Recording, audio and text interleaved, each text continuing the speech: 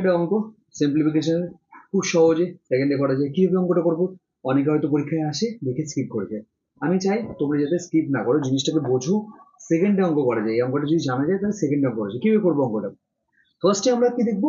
ফার্স্টে আমরা কি, এর আগে আমি করেছিলাম এরকম একটা অঙ্ক, তোমরা যারা দেখো তারা আগের ভিডিও দেখে না, আবার তাও বোঝাচ্ছি, তুমি বোঝো। এখানে কি আছে? 5 একে 5, আর উপরে কি আছে? বিয়োগ আছে। তাহলে বিয়োগ 5 থেকে কত বিয়োগ দেবো? 3। তাহলে কত হবে? 2 এর 5 হয়ে গেল। আমি কি বলেছিলাম? ফার্স্ট এরটা করবো, মাঝখানে কিছু নেই মানে গুণ আছে, গুণ দেবো। আর সেকেন্ডে আর কত? লাস্ট এরটা করবো, আর সেকেন্ড এরটা করবো। ওকে, ফার্স্ট, সেকেন্ড আর থার্ড এই তিনটাকেই করে নেবো, তারপরে আমি তোমাকে বোঝাচ্ছি।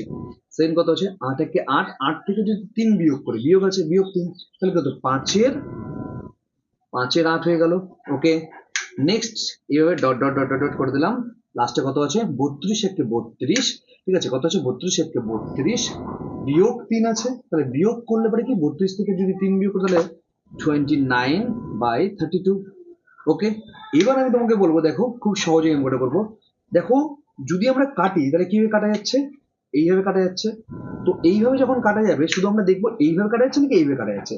তো এইভাবে যখন কাটা যাবে, তারপরে এখানে নেক্সট যে সংখ্যাটা আসছে, দেখো 8 একে 11, এখানে কি 11 কে 11, 11 থেকে যদি 3 বাদ দিই তাহলে কত? 8 হতো। তাহলে কি 8 এর 3 হতো, তাহলে আবার এইভাবে কাটা যেত।